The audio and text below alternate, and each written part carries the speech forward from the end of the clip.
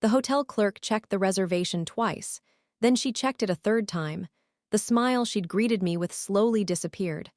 "I'm sorry, ma'am," she said carefully. "I only see 2 rooms under the Walker reservation." I shifted my suitcase closer. My shoulders were sore from the 6-hour drive.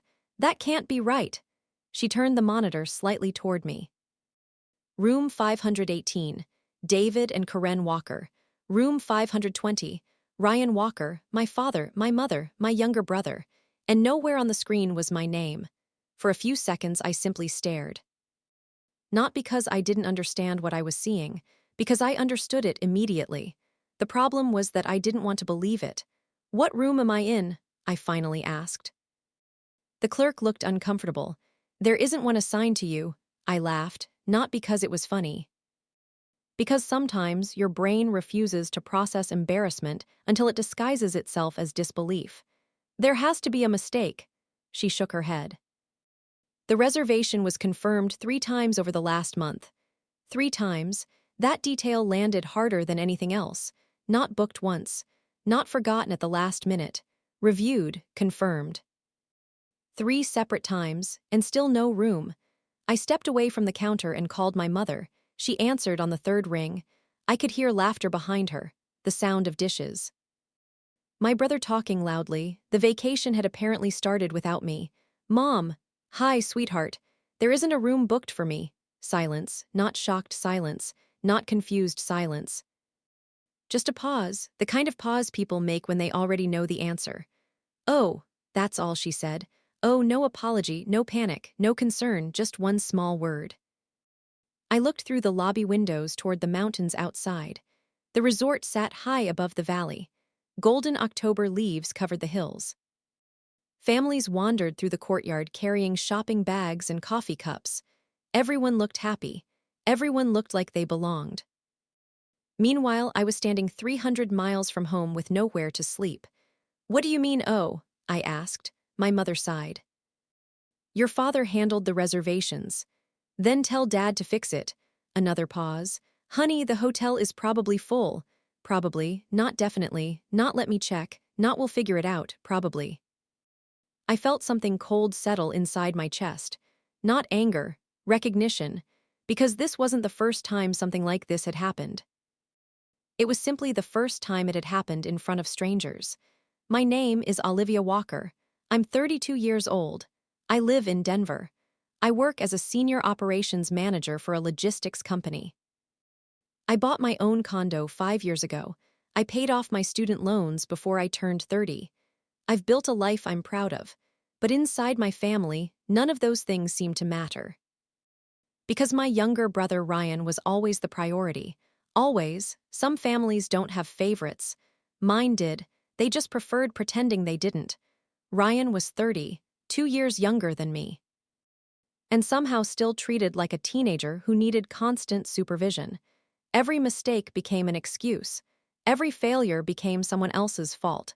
Every problem became a family emergency. Meanwhile, every success I achieved was treated like something expected. Not celebrated. Expected. When Ryan dropped out of college, my parents blamed the professors. When I graduated with honors, they asked if I planned to get a master's degree. When Ryan crashed his car, my father bought him another one. When I bought my condo, my parents forgot to visit for 8 months. Little things, hundreds of little things, each one too small to start an argument. Together they formed a pattern. A pattern I spent years pretending not to see. Until now. Until I was standing in a hotel lobby staring at proof. The clerk cleared her throat. "Would you like me to check nearby hotels?" I nodded. 20 minutes later, she had bad news. Everything within 30 miles was booked. Peak fall season, tourists everywhere, no vacancies. I thanked her anyway. Then I called my father. He answered immediately. "Hey kiddo, kiddo." I hated when he called me that, especially when he hadn't treated me like family all day. "There isn't a room for me."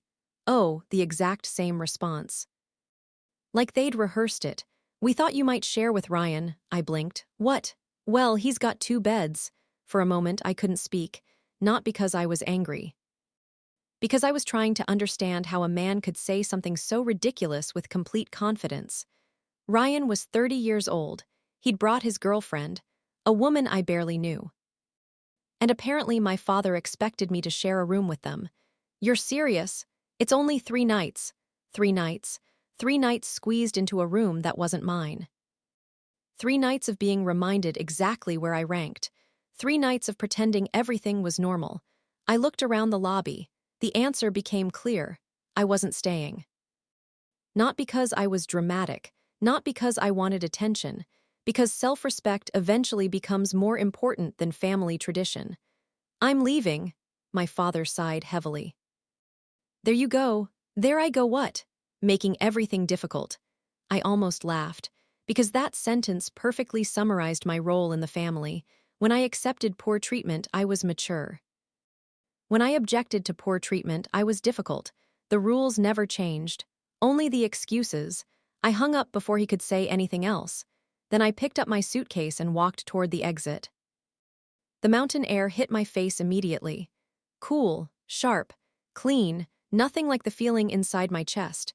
I loaded my luggage into the trunk and sat behind the wheel. For several minutes, I didn't start the engine. I just sat there, looking at the resort, looking at the families, looking at a vacation that had somehow managed to exclude me before it even began. My phone buzzed. Ryan, I ignored it. Then Mom, ignored, then Dad, ignored. The calls kept coming, one after another. Not because they were worried, because they were inconvenienced. There is a difference. Eventually, I started driving. The road wound through the mountains. Orange and gold leaves flashed past my windows. Normally, I loved drives like this. Today, I barely noticed them. My thoughts kept returning to the same question. Why? Not why they forgot. I already knew they hadn't forgotten. Why had I kept giving them opportunities to disappoint me? The answer hurt, because I loved them. Because part of me kept hoping the next holiday would be different. The next birthday, the next family gathering, the next vacation, always the next one. Always another chance. Always another excuse.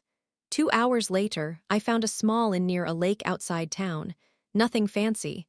Just a quiet building with clean rooms and a view of the water. The elderly woman behind the desk smiled warmly. Just one guest? Just one guest. Strangely, those words felt comforting. Yes, she handed me a key. Room 12. The room cost less than $100, less than my family spent on dinner. Less than the designer sunglasses Ryan bought every summer. Less than the amount required to include me. I sat on the edge of the bed and finally checked my phone. 27 missed calls. 9 text messages. Not one apology, not one. Instead, the messages followed a predictable pattern. Where are you? Stop being dramatic. Call us back. You're ruining the trip. Mom is upset. Ryan is upset. Come back. Not a single message saying, we're sorry. Not a single message saying, we should have booked you a room. I stared at the screen, then set the phone face down. Outside, the lake reflected the evening sky. Pink, orange, purple, beautiful. Calm, the opposite of how I felt. That night I barely slept. Not because of the room, because of what it represented. The missing room wasn't the betrayal. It was the evidence. Evidence that the role I'd been assigned years ago hadn't changed. Ryan mattered. Olivia would manage. Ryan needed. Olivia provided. Ryan belonged. Olivia adjusted. Around midnight, I sat by the window overlooking the water. And for the first time in my life, I allowed myself to ask a question I'd avoided for years. What if they never changed? What if this wasn't temporary? What if this was simply who they were? The answer terrified me, because if it was true, then I had spent decades chasing something that didn't exist. The next morning, I woke up to another text. This one wasn't from my parents. It was from my grandfather, Arthur Walker, 81 years old, retired business owner. The one person in the family who never treated me like an afterthought. The message was short. Call me. That's all, 2 words, no emojis, no explanation, just call me. I didn't know it yet. But that phone call was about to change everything, because while my parents had been busy pretending nothing happened, my grandfather had been paying attention, and unlike the rest of my family, Arthur Walker never ignored the truth. I stared at my grandfather's text message for nearly a minute. Just 2 words, call me. Most people would think there was nothing unusual about that. But anyone who knew Arthur Walker understood why it made my stomach tight. Grandpa wasn't a man who called because he was bored. He wasn't a man who chatted for the sake of chatting. If Arthur Walker wanted to talk, it was because he had already noticed something important. I looked out the window of room 12. The lake was calm. A thin layer of morning fog floated across the water. For a few seconds, I considered ignoring the message, not because I didn't want to talk to him, because I wasn't sure I could explain what had happened without finally admitting how much it hurt. Eventually, I pressed call. He answered on the first ring. Olivia. His voice sounded exactly the same as always, steady, calm, the voice of a man who never wasted words. Morning, Grandpa. Where are you? I looked out toward the lake again. At an inn about 40 minutes from the resort. Silence, not uncomfortable silence, thinking silence, the kind Grandpa always used. Then he asked the question nobody else had asked. Why, not why I left, not why I was upset, why I wasn't at the family resort. I took a deep breath, then I told him everything, the missing reservation, the lobby, my mother's reaction. My father's suggestion that I share a room with Ryan and his girlfriend.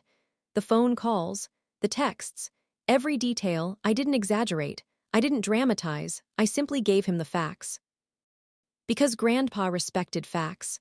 When I finished, the line went quiet. I could hear birds somewhere in the background, a screen door opening and closing. Then finally he spoke. Your grandmother would have left too. I closed my eyes. For some reason, those words hit harder than anything else, because Grandpa wasn't defending me, he was validating me. And after years of questioning my own feelings, validation felt almost foreign. Maybe I overreacted, I said. No. His answer came immediately, firm, certain. No, you didn't. I swallowed hard. Then why do I feel guilty? Grandpa laughed softly, the sad kind of laugh. The person carrying the weight usually feels guilty when they finally put it down. I didn't know what to say to that. Because deep down, I knew he was right. For years, I had been carrying the emotional weight of every family relationship, making the calls, buying the gifts, planning the visits. Driving hundreds of miles for birthdays nobody would have attended for me, and somehow I'd convinced myself that was normal. Grandpa spoke again. How many times has this happened? I frowned. What do you mean? Not the room, his voice lowered. The rest of it. I didn't answer immediately, because suddenly memories started surfacing, one after another. Like photographs scattered across a table. Christmas when I was 24. Ryan got a new motorcycle. I got a coffee mug. My promotion party that nobody attended. The birthday dinner they canceled because Ryan needed help moving apartments. The countless family photos where I stood at the edge while everyone gathered around him. The wedding. That memory hurt most. Ryan's wedding 3 years earlier. My parents had paid nearly $30,000 for the event. Every detail had been perfect. The venue, the flowers, the music, the food. Meanwhile, I wasn't even part of the wedding party. I spent the entire reception helping vendors carry decorations because someone had forgotten to hire enough staff. Nobody thanked me. Nobody noticed. I remembered standing alone in the parking lot afterward while guests drove away, watching my family celebrate together, feeling like a visitor at my own brother's wedding. Grandpa waited patiently. Finally, I answered, a lot. His sigh traveled through the phone, not surprised, disappointed, as if he already knew. That's what I thought. The conversation lasted another 20 minutes. Mostly Grandpa asking questions. Specific questions. Questions nobody had ever asked before. Who usually calls first? Who plans family events? Who travels to see who? Who apologizes? Who gives? Who receives? By the time we finished talking, a pattern had emerged. A pattern so obvious I couldn't believe I'd ignored it. I was expected to contribute. Ryan was expected to exist. That was it. That was the entire system. The family had built itself around that assumption years ago, and nobody questioned it because everyone benefited except me. When the call ended, I sat quietly on the edge of the bed. The room felt different now. Not better, clearer. Like someone had finally cleaned a dirty window, the view hadn't changed. Only my ability to see it. My phone buzzed again. This time it was the family group chat. Ryan had posted photos from the resort, poolside drinks, mountain views, a fancy dinner, my parents smiling. His girlfriend smiling, everyone smiling. The caption read, "Perfect family weekend." I stared at it, then laughed, not because it was funny, because it was absurd. Perfect family weekend. The family weekend where one family member wasn't even included. I scrolled through the comments. Friends, relatives, people saying how beautiful everything looked, nobody asking where I was. Nobody noticing I was missing. The photos told a complete story, and that story didn't need me. My chest tightened, not from sadness this time, from clarity. Because for years, I'd been trying to earn a place in a story where my role had already been decided. That afternoon, I drove home. 6 hours through winding mountain roads. 6 hours alone with my thoughts. 6 hours of replaying every moment I had spent trying to prove my worth to people who already benefited from underestimating it. When I reached Denver, everything felt strangely peaceful. My condo, my kitchen, my couch, my life, the life I'd built without anyone's help. I made coffee and sat at the dining table. For the first time in years, I didn't call my parents after a family trip. I didn't send a text. I didn't check in. I simply existed. And the world kept turning. Days passed, then a week, then two. The silence grew. My parents didn't call either. Not to apologize, not to explain, not to ask how I was doing. Nothing. The absence hurt. But it also confirmed something important. If I stopped doing all the work, the relationship stopped moving. 3 weeks later, Grandpa called again. "Thanksgiving." I smiled slightly. "What about it?" "I'm hosting." That got my attention immediately. Grandpa hadn't hosted Thanksgiving in almost 7 years, ever since Grandma passed away. "You are?" "Yes." His tone suggested the matter was already decided, which usually meant it was. "The whole family?" "The whole family." Something in his voice made me sit up straighter. There was purpose there, a plan. I couldn't explain it, but I could hear it. "What are you thinking?" I asked. Grandpa chuckled. "Come to Thanksgiving." "That's not an answer." "No," he laughed again, "it isn't." Then he changed the subject. Classic Arthur Walker. The man could run a company with hundreds of employees, but somehow remain impossible to interrogate. Still, something felt different. Something was happening behind the scenes. I just didn't know what. Over the next month, Thanksgiving preparations filled the family group chat. My mother acted as though nothing had happened. Ryan acted as though nothing had happened. Everyone acted as though the hotel incident had never existed, like it had been erased, deleted, forgotten. Everyone except me, and everyone except Grandpa. Because one evening, 2 weeks before Thanksgiving, he called again. This time his voice sounded unusually serious. "Olivia." "Yeah, bring the screenshot." I froze. "What screenshot?" "The text from your father. The one about not needing another room because I didn't bring anyone. I hadn't shown it to anyone, not even Grandpa. Yet somehow he knew I'd saved it." I looked at the phone in my hand, my heartbeat quickened. "Why?" There was a pause, then Grandpa answered. "Because some truths need witnesses." The line went silent. And for the first time since leaving that hotel lobby, I realized Thanksgiving wasn't going to be an ordinary family dinner. Not even close, whatever Grandpa was planning. The entire family was about to find out, and somehow I knew one thing for certain. The missing hotel room wasn't the end of the story, it was only the beginning. The closer Thanksgiving got, the stranger everything felt. Not because my family was fighting, the opposite. Everyone was acting completely normal, too normal. As if the hotel incident had never happened. As if I hadn't driven 6 hours to attend a family vacation, only to discover there wasn't even a room reserved for me. My mother continued sending recipes into the family group chat. My father shared football predictions. Ryan posted photos of his new truck. Nobody mentioned the trip. Nobody apologized. Nobody acknowledged anything.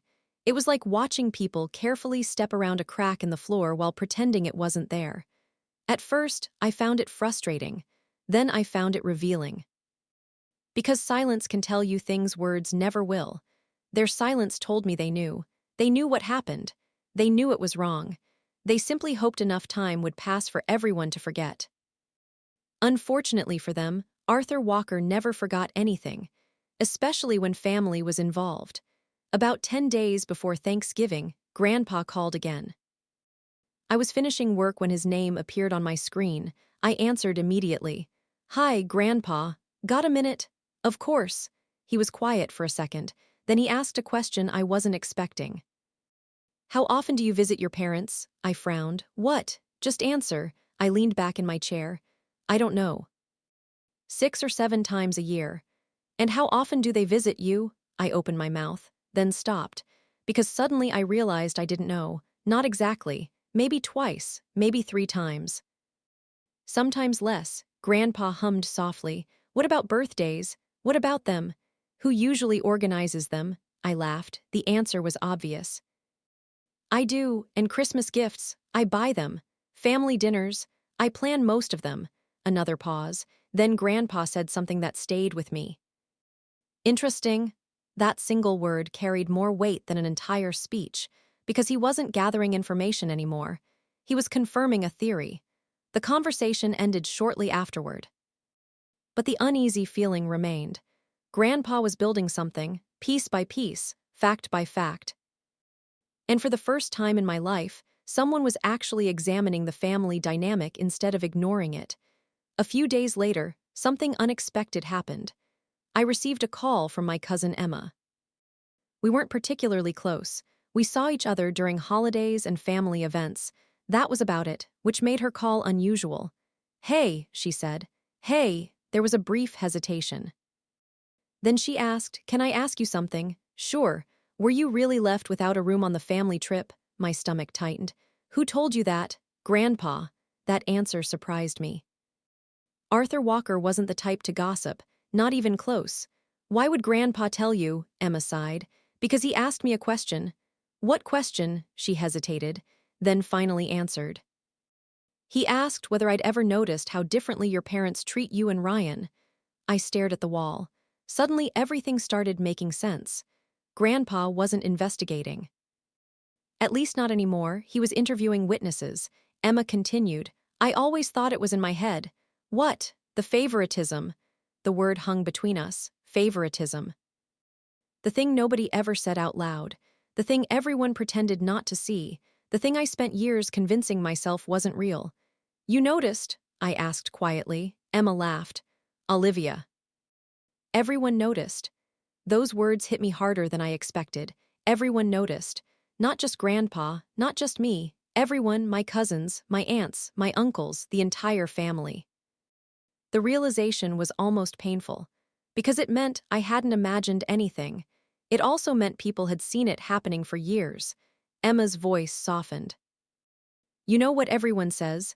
"What?" "That you're the strongest person in the family." I looked down at my hands. Strong. People always called me strong. What they didn't understand was that strength often develops where support is missing. Nobody becomes independent by accident.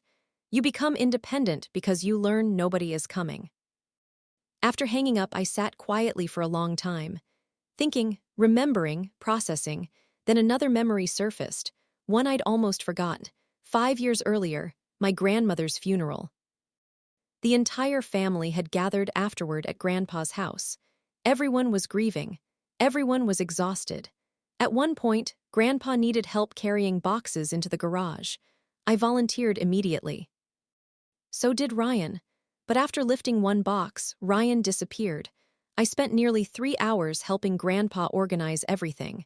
At the end of the day, Grandpa hugged me, a rare thing for him. Then he whispered something I'd never forgotten. "You're more like your grandmother than you realize." At the time, I thought he was simply being kind. Now I wondered if he'd been noticing things long before I had. The next week moved quickly. Thanksgiving was only days away. The family group chat became increasingly active.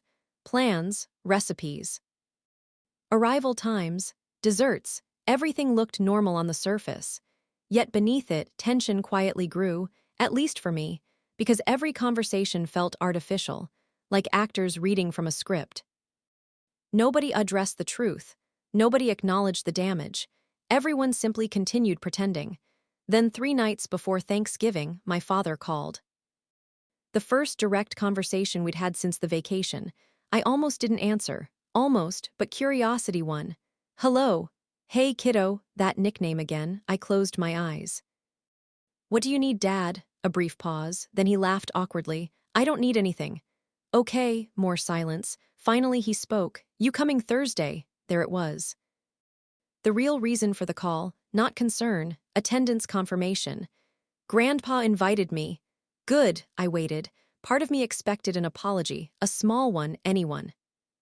Instead he said, let's not make things awkward. I actually laughed, not because it was funny, because it was unbelievable. Awkward. That was how he described the situation, not hurtful.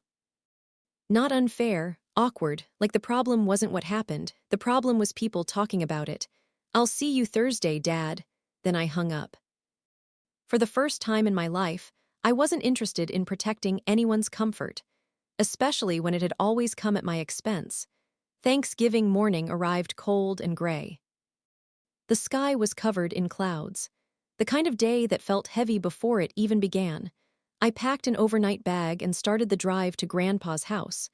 3 hours to think. 3 hours to wonder what exactly was waiting for me, because despite everything, one fact remained clear. Arthur Walker was planning something. I didn't know what. But I knew him well enough to recognize the signs. The interviews, the questions, the witness accounts, the strange phone calls, the request for screenshots. None of it was random. None of it was accidental. By the time I reached his neighborhood, my heart was racing. Cars already lined the street. Relatives had arrived. The house looked exactly as it always had. Large oak trees, white porch railings, Grandma's flower garden still carefully maintained. For a moment, everything felt normal. Then I noticed Grandpa standing alone near the front window, watching. Waiting, the second our eyes met, he nodded. Not a greeting, not a smile, a signal, the kind that said, it's time, and suddenly I knew, whatever was about to happen today. The truth was finally coming into the open, and for the first time in years, nobody was going to be able to hide from it. The moment I stepped inside Grandpa's house, I could feel it. Something was different, not visibly, not obviously, but there was a tension in the air that hadn't existed at previous family gatherings. The living room buzzed with conversation. My aunt stood near the fireplace. My cousins crowded around the kitchen island. Children ran through the hallway. On the surface, it looked like every Thanksgiving we'd ever had. Yet underneath it all, something felt off. Almost like everyone was waiting for something, or someone. My mother spotted me first. There she is, she walked over and hugged me. A quick hug. The kind people give when they're more concerned about appearances than connection. You made it, I forced a smile. Grandpa invited me. Her smile flickered, only for a second, but I noticed. Because she knew exactly what I meant. Across the room, my father raised his hand. Ryan nodded casually. Nobody mentioned the vacation. Nobody mentioned the hotel. Nobody mentioned the room. The giant elephant standing in the middle of the family wasn't discussed. And honestly, I preferred it that way, because I wasn't interested in arguing anymore. I was interested in seeing what Grandpa had planned. The next hour passed slowly. People talked, laughed, shared stories. Meanwhile, Grandpa remained unusually quiet, observing, listening, watching. Several times I caught him looking around the room, not absent-mindedly, deliberately, like a man taking inventory. The more I watched him, the more certain I became. Tonight wasn't just Thanksgiving. Tonight was something else. At exactly 6 o'clock, dinner was served. The entire family gathered around the long dining table. 22 people, 3 generations. The largest family gathering we'd had in years. Grandpa sat at the head of the table, his old seat. The seat he'd occupied beside Grandma for nearly 50 years. Seeing him there alone still hurt. But somehow he looked stronger than ever. The meal began normally. Turkey, mashed potatoes, stuffing, the usual traditions. For a while, conversation flowed naturally. Then Ryan spoke. And everything changed. I've got exciting news. Several people looked up. Ryan grinned. I'm thinking about starting my own business. My father immediately smiled. That's my boy, of course. Even before hearing the idea, even before hearing a plan, support came automatically. What kind of business? Aunt Linda asked. Ryan shrugged. Not sure yet. A few relatives laughed. My father didn't. He looked genuinely proud, as though uncertainty itself was an achievement. Then came the comment that lit the match. Ryan pointed toward me. Maybe Olivia can help. The table looked in my direction. I stayed silent. Ryan continued. She's good with money. A few people chuckled. Then he added, she's basically the responsible one in the family. Normally that might have sounded like a compliment, but not from Ryan, not after everything. Because responsibility had always been the excuse. The reason I received less. The reason I was expected to manage. The reason nobody worried about me. I saw Grandpa's expression change. Only slightly, but enough. His eyes narrowed, his fork lowered, and suddenly the room felt colder. A few minutes later, Grandpa set down his glass. The sound immediately silenced the table. 22 people stopped talking. Arthur Walker rarely interrupted meals. When he did, people listened. I'd like to say something. His voice wasn't loud. It didn't need to be. The room became completely silent. My stomach tightened. Here it comes. Grandpa folded his hands together, then looked around the table, making eye contact with everyone, one by one, slowly. Carefully, I've spent the last several months thinking about family. Nobody spoke. I've spent even more time thinking about fairness. Across the table, my mother's smile began fading. My father shifted slightly in his chair. Ryan looked confused. Grandpa continued. When you're young, fairness seems simple. His gaze moved around the room. You divide things equally. Several relatives nodded. But as you grow older, you learn something important. He paused. Fairness isn't about what people receive. Another pause. It's about how people are treated. The room remained silent. Now everyone was paying attention, even the children. Then Grandpa turned toward my parents. And suddenly every muscle in my body tightened. Karen! My mother looked up. Yes. When was the hotel reservation made? The room froze, completely froze. My mother's face lost color instantly. My father stared at Grandpa. Ryan looked confused. What hotel reservation? One cousin asked quietly. Nobody answered. Grandpa kept his eyes on my mother. When was it made? She swallowed. I don't remember, Grandpa nodded, as I suspected. Then he reached beside his chair and pulled out a folder, a thick folder. My heart skipped, because suddenly I understood. The interviews. The questions, the phone calls, the screenshots, everything. Grandpa had been collecting evidence for weeks, maybe months. The room watched silently as he opened the folder. My father looked visibly nervous now. The kind of nervousness people display when they realize a conversation is no longer under their control.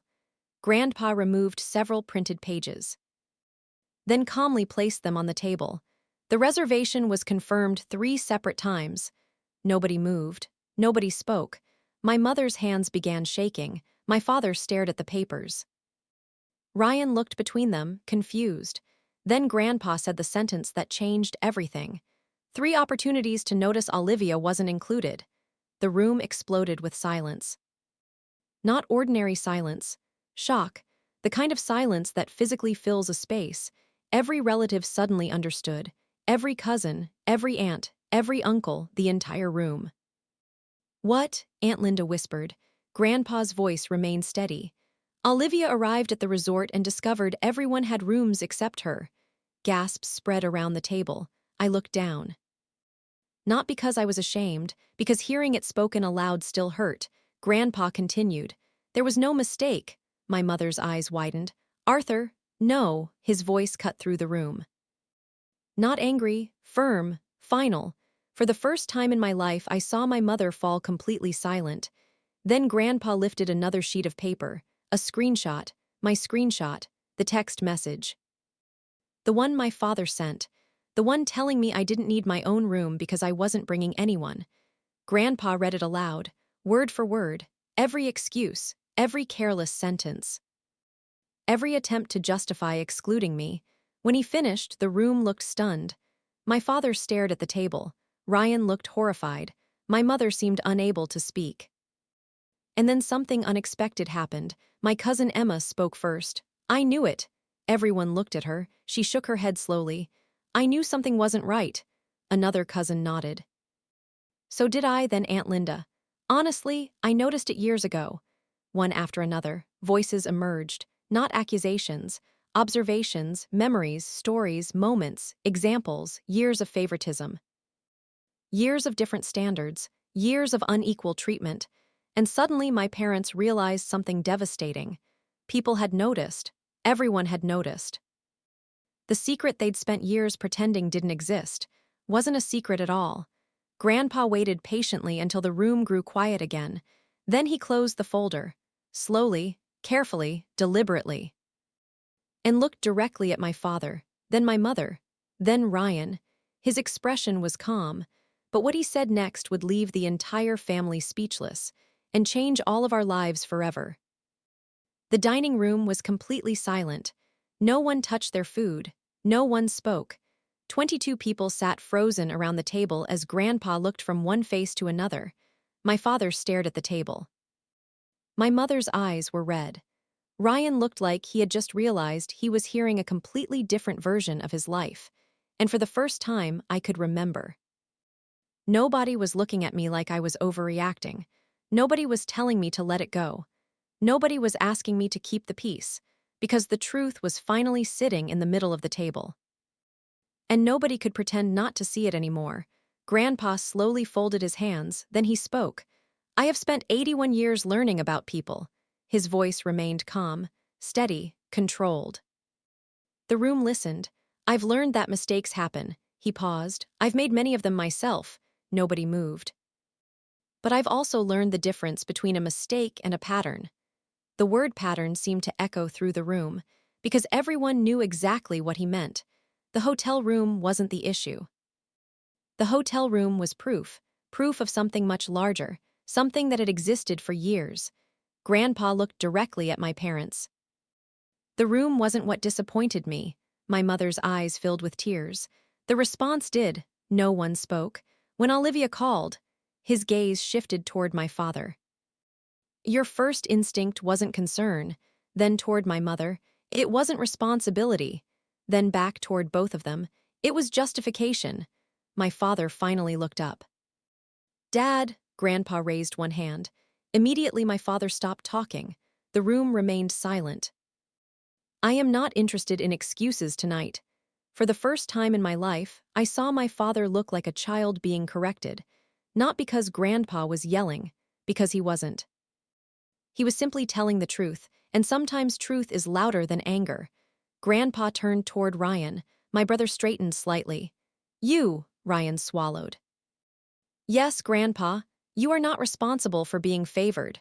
Ryan looked confused, then relieved, for a brief moment, until Grandpa continued. But you are responsible for what you do with that favor. The relief vanished instantly. The room grew even quieter. You've spent years accepting support. Grandpa's voice remained calm. Cars, a pause. Rent, another pause. Money, another. Opportunities. Ryan lowered his eyes, and somewhere along the way, Grandpa leaned back. You stopped asking whether someone else was carrying the burden. No one said a word, because there was nothing to say. For years, I had carried that burden, the organizer, the helper. The reliable one, the person who solved problems while everyone celebrated someone else. Grandpa took a deep breath. Then he said something nobody expected. 3 months ago, I met with my attorney. The room immediately stiffened. My father's eyes widened. My mother's face went pale. Even Ryan looked nervous. Everyone knew what that meant, attorney.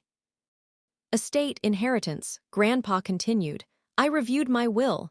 Aunt Linda slowly sat back in her chair. Several cousins exchanged glances. Nobody interrupted. Nobody dared. For many years, I planned to divide everything equally.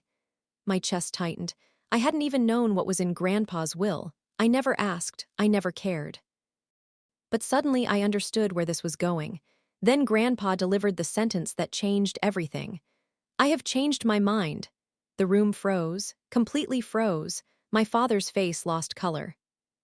Ryan stopped breathing for a second. The entire family stared. Grandpa opened the folder again and removed another document, his updated estate plan. The room felt smaller, the air felt heavier. Everyone waited, then Grandpa spoke. "My estate will no longer be divided equally." A collective gasp spread through the dining room, not loud, but unmistakable. Shock, pure shock.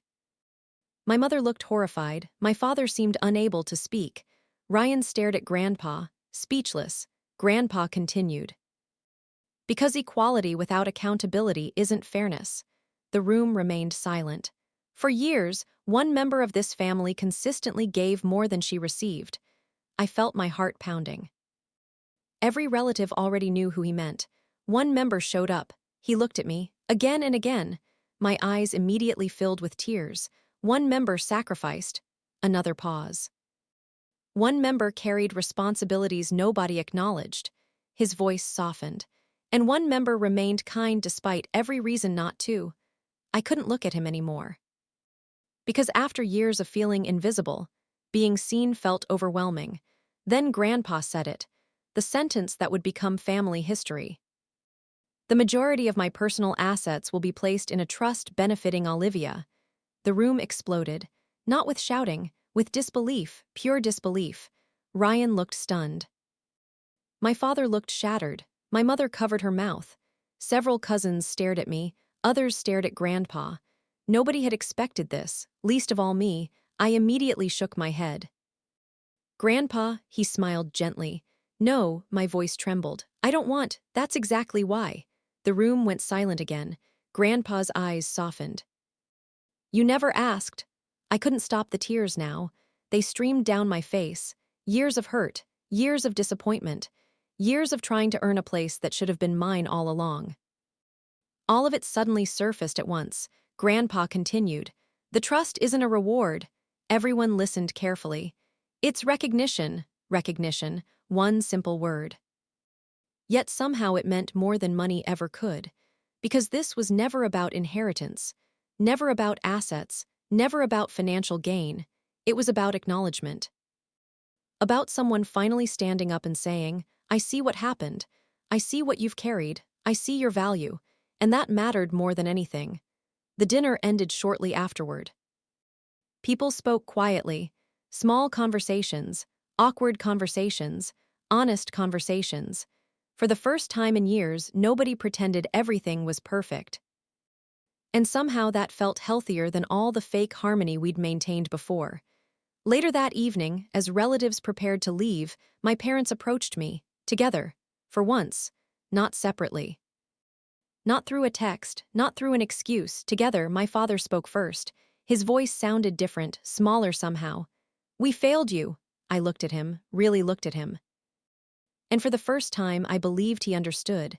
Not completely, but enough. My mother wiped her eyes. "We thought because you were strong." Her voice broke. "You didn't need as much."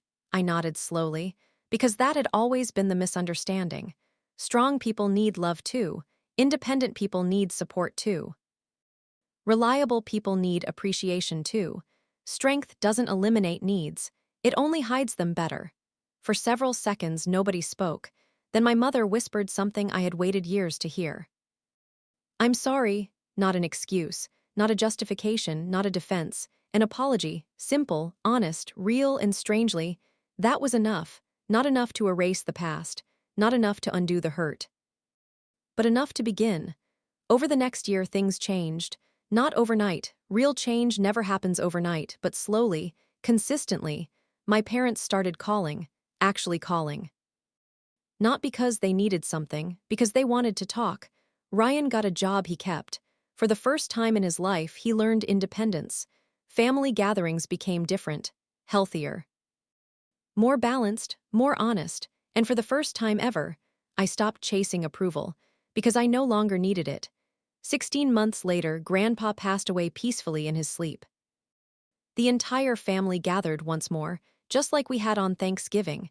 But this time there were no secrets, no hidden resentments, no pretending, only gratitude. After the funeral, I found a letter Grandpa had left for me. Inside was a single paragraph, one paragraph that I still keep framed in my office today. It said, "Never measure your worth by how others treat you. Some people fail to recognize value until they lose access to it. Know your worth before the world tells you otherwise." I cried when I read it. I still do sometimes, because those words changed my life. Looking back now, I realize something important. The greatest revenge was never the inheritance. The greatest revenge was never watching people face consequences. The greatest revenge was becoming someone who no longer needed validation from those who once withheld it. My parents forgot to book me a room. At the time, it felt like humiliation, like rejection, like proof that I didn't matter. But in the end, that missing room revealed the truth. And the truth gave me something far more valuable than a hotel reservation. It gave me freedom. Freedom from expectations, freedom from favoritism, freedom from spending my life trying to earn love that should have been given freely, and thanks to my grandfather's final word. I finally learned something I wish I'd known years earlier. When people make you feel invisible, don't shrink yourself to fit their view. Stand taller. Because your worth has never depended on whether they chose to see it, and eventually, the right people will.